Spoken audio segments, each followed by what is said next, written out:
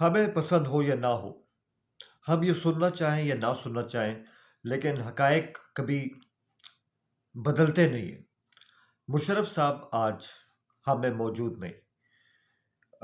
ان کا دور ناکامیوں سے بھی عبارت رہا اور اس میں ان کو ایک حد تک کامیابی بھی ملی، لیکن ہم اس بات کو مانیں نہ مانیں، حقیقت پھر بھی یہی رہے گی کہ دو خوبیوں کی بنا پہ مشرف صاحب کو ہمیشہ یاد رکھا جائے گا، اور یہ دونوں خوبیاں ایک حد تک ان کی پازیٹیو خوبیاں ہیں۔ ایک تو یہ کہ ان میں یہ صلاحیت تھی کہ وہ اپنے مخالفین کو بھی لاجواب کر دیا کرتے تھے۔ نمبر دو، ان میں ایک ایلیمنٹ آف سرپرائز تھا، ان کی زندگی ہی ایک سرپرائز تھی، اور اپنے دور اقتدار میں انہوں نے جو جو کیلکولیٹڈ مووز لیے، جو جو ایڈونچر کیے، جو بعد میں جا کے مس ایڈونچر بھی ثابت ہوئے، مگر کہیں نہ کہیں انہوں نے ایک سرپرائز دیا، اور سرپرائز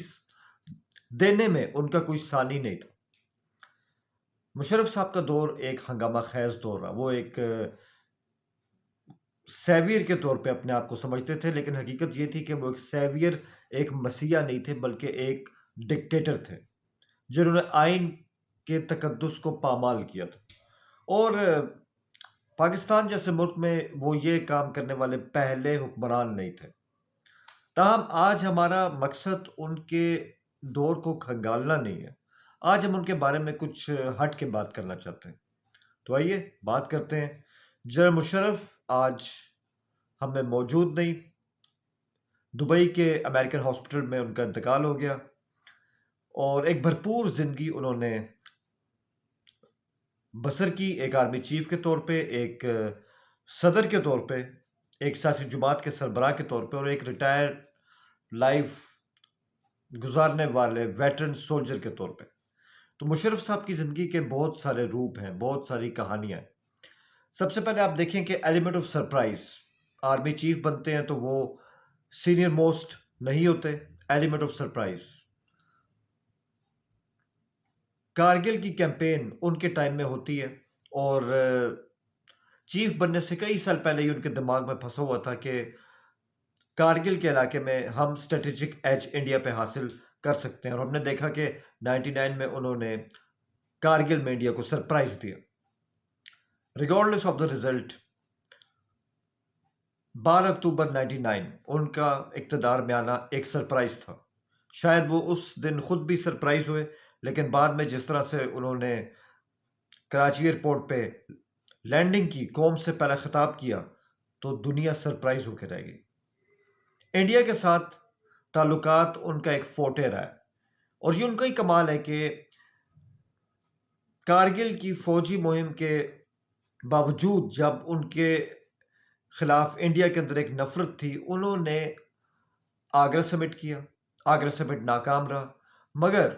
انہوں نے ہمت نہیں ہاری، اور اٹل بہاری واجپئی کے ساتھ اعلان اسلام آباد تک پہنچ گئے 2004 میں، جس کے بعد ایک کمپوزٹ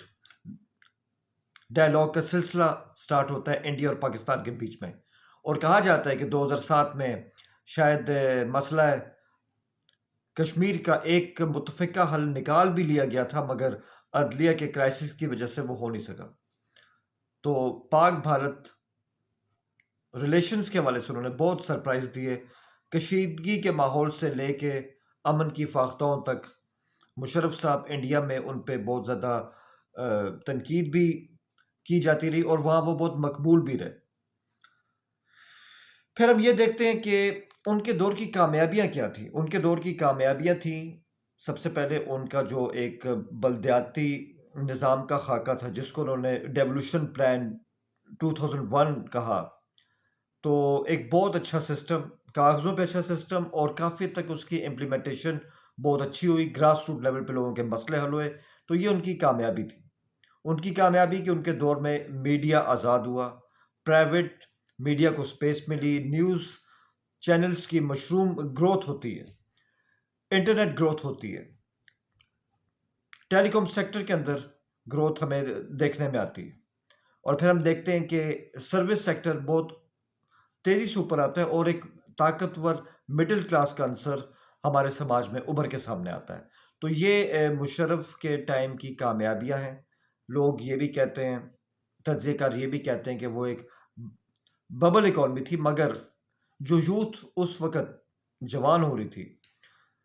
وہ آج بھی اگر موجودہ حالات کو دیکھیں تو وہ کہتے ہیں کہ مشرف کا ٹائم بہت بہتر رہا تھا۔ اس کے علاوہ ہم یہ دیکھتے ہیں کہ مشرف صاحب نے بلنڈرز کیا کیے، تو ایک لمبی لسٹ ہمارے سامنے آتی ہے، اور ایسے ایسے بلنڈرز ہیں کہ خود مشرف صاحب بھی اپنے ہی بلنڈر سے سرپرائز ہوئے ہوں گے۔ ان کا پہلا بلنڈر آپ دیکھیں کہ 2006 میں اکبر بگٹی کی شہادت بلوچستان میں شورش تیز ہو جاتی ہے، اور بلوچستان آج تک ان آگ کے شعلوں سے باہر نکل نہیں سکا۔ آج بھی کوئٹہ میں ہم نے ایک بلاسٹ دیکھا، تو بلوچستان ان کے اوپر ایک بلیک سپاٹ بن کے ہمیشہ منڈلاتا رہے گا۔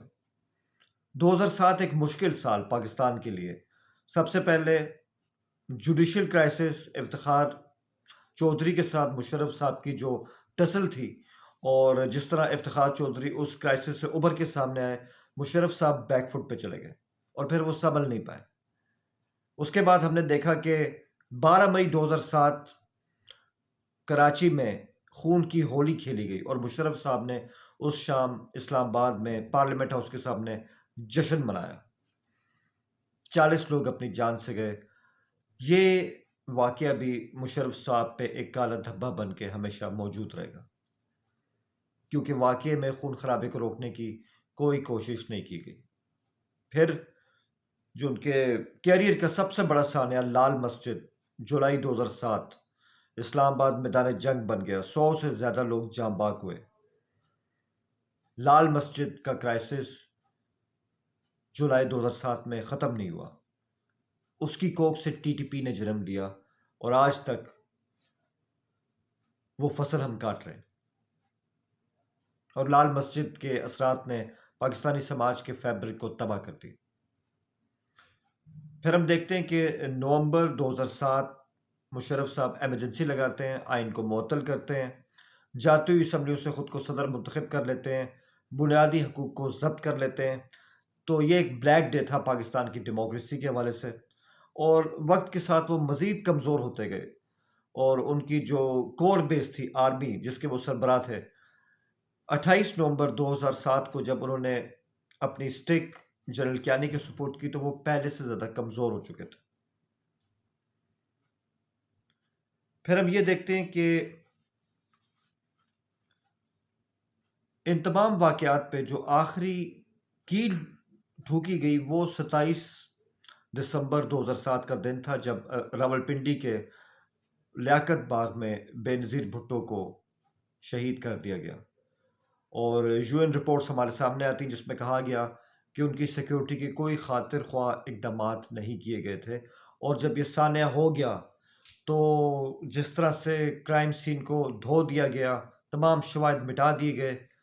یہ مشرف صاحب کے زوال کا آخری باب تھا جو بے نظیر کے